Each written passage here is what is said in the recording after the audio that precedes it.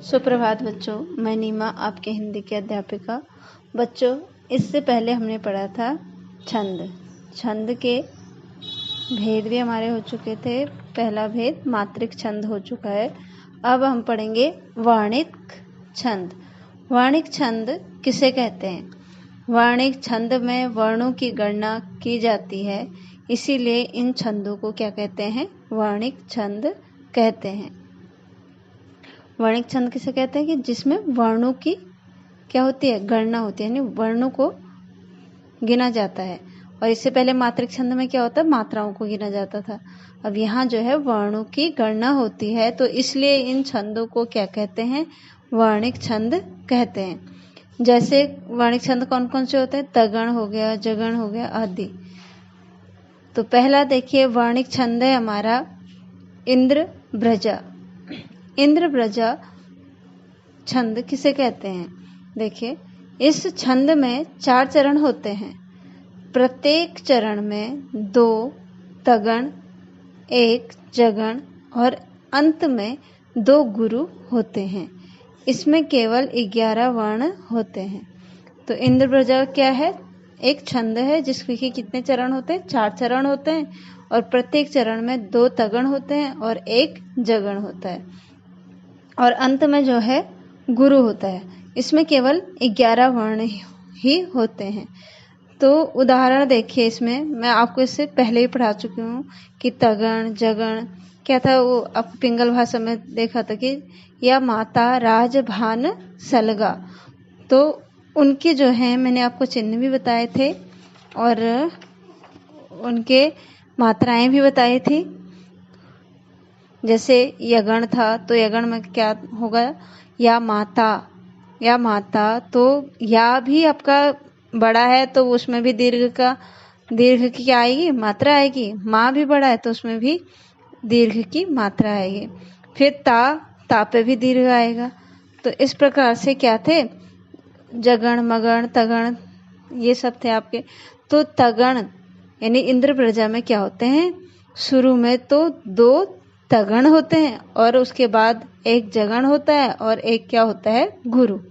जैसे उदाहरण में देखिए, मैं राज्य की चाह नहीं करूँगा, है जो तुम्हें इष्ट वही करूँगा। मैं राज्य की चाह नहीं करूँगा, तो मैं जो है आपका इसमें क्या आएगा? दीर्घ की मात्रा आएगी। राज्य में रा है तो इसमें भी दीर्घ की मात्रा आएगी। ज और य है तो इसमें केवल लघु आएगा। फिर है तो इसमें देखिए तगण में क्या होता है? तगण का ताराज होता है। क्या होता है? ताराज में ता पे होगा दीर्घ, रा पे भी दीर्घ और ज पे आपका होगा लघु। तो इसमें हो गया मैं पे दीर्घ, रा पे दीर्घ और ज पे हो गया आपका लघु। तो ये क्या बन गया? एक तगण बन गया। ऐसी दूसरा तगण है की। बड़ी की है तो यहाँ भी दीर्घ आएगा। चा है, चा में बड़ी यानी दीर्घ आएगा, गुरु जिसको बोलते हैं, और ह में आपका लघु आएगा। एक तगण ये भी बन गया आपका। फिर उसके बाद नहीं करूँगा में देखिए कि क्या है? न आपका लघु है और ही क्या है? आपका दीर्घ है और क फिर आपका लघु है। तो यहाँ क्या बन गया? आपका जगण बन गया। जगण का होता है जमान। तो ज और माँ पे क्या होगा? ज तो आपका क्या होगा? लघु हो गया और माँ हो गया आपका दीर्घ और फिर उसके बाद न आपका हो गया लघु। तो ये क्या बन गया? एक जगण बन गया। और अंत में रूंगा। तो र के ऊपर चंद्रबिंदु है तो रू और गा रूंगा। तो गा क्या हो गया? इसमें दोनों ही दीर्घ हो गए। तो ये दोनों ही क्या हो गए? गुरु। बोला था ना कि अभी 2 तगण होते हैं और 1 जगण होता है और अंत में क्या होता है? गुरु होता है। तो ये जो है इस लाइन में आपके सब स्पष्ट हो चुके हैं। ऐसे नीचे वाली लाइन में देखो, है जो तुम्हें इष्ट वही करूँगा। इसमें भी पहले 1 तगण है, फिर दूसरा तगण है, फिर जगण है और उसके बाद लास्ट में आपका है गुरु। तो तगण का क्या होता है? तराज और जगण का होता है जमान। ठीक है, तो जो हमारी जो मात्राएं लगती हैं वो ताराज में और जमान पर लगती हैं। हमको ये याद करना चाहिए कि तगण का ताराज होता है, जगण का जमान होता है। तो ता पे हम क्या लगा देंगे, दीर्घ, रा पे दीर्घ और ज पे हम लघु लगाएंगे। अब ये तो हो गया इंद्रवर्जा। इंद्रवर्जा समझ में आ गया होगा कि इसमें 4 चरण होते हैं, 2 शुरू के तगण होते हैं और 1 जगण होता है और लास्ट में आपका गुरु होता है। इसका उदाहरण भी मैंने आपको बता दिया। अब है उपेंद्र ब्रजा। उपेंद्र ब्रजा, इसमें भी जो है इस छंद में भी 4 चरण होते हैं, प्रत्येक में जगण, तगण, जगण, अंत में 2 गुरु होते हैं। अब देखो, अब इसमें कंफ्यूज होगी कि पहले में क्या था। आपको इतना ही ध्यान देना है कि इंद्रब्रजा में 2 तगण होते थे और 1 जगण होता था, लेकिन उपेंद्र ब्रजा में क्या होता है, 1 जगण होता है, फिर तगण होता है, फिर जगण होता है।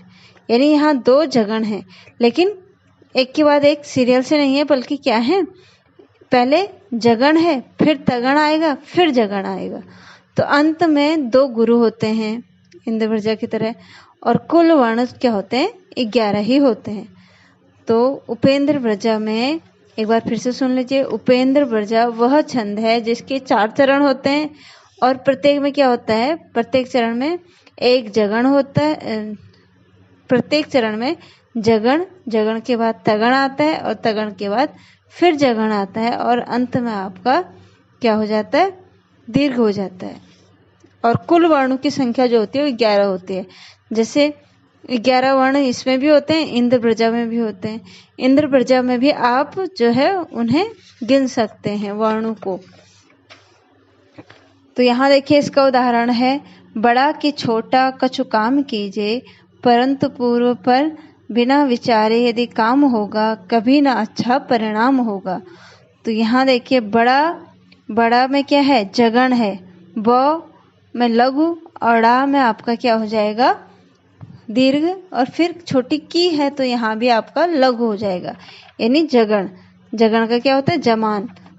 तो आ गया ना बीच में दीर्घ, अड़ा, तो यहाँ 1 जगण ये हो गया, फिर उसके बाद तगण आ गया, छोटा, यानी छो पे भी छो भी क्या होगा, छ पर ओ की मात्रा लगी तो दीर्घ हो गया, टा है तो दीर्घ हुआ, क आपका लघु हो गया। तो यहाँ एक क्या आ गया, तगण। फिर है जगण, जगण में क्या है, छु, क्या है, लघु, और का आपका दीर्घ है, म आपका फिर लघु है। तो यहाँ हो गया जगण। पहले क्या है, जगण, तगण, जगण और लास्ट में आपके गुरु। तो आपको उपेंद्र ब्रजा भी समझ में आ गया होगा। अब एक बार देखिए कि गुरु तक जो है हम इनको गिन लेते हैं, इन वर्णों को। ब, ड़ा क्या हो गए, 2, की 3 हो गए, छोटा इसमें 4, 5 हो गए, 6, 7, 8, 9, 10, 11। 11 कीजिए तक ही आपके क्या हो रहे हैं, केवल 11 वर्ण ही हो रहे हैं।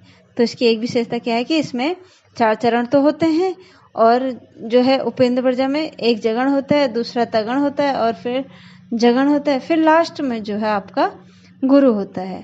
तो इसी प्रकार जो है इंद्रब्रजा में भी था कि शुरू में जो 2 थे वो तगण होते थे और लास्ट में जगण होता था, और सबसे अंत में जो है वो 2 गुरु होते थे।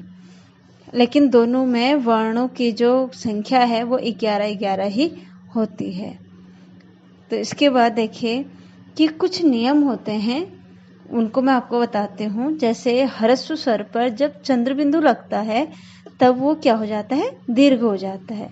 जैसे फंसना हो गया, फ के ऊपर चंद्र बिंदु लगे तो क्या हो जाएगा आपका मान्य।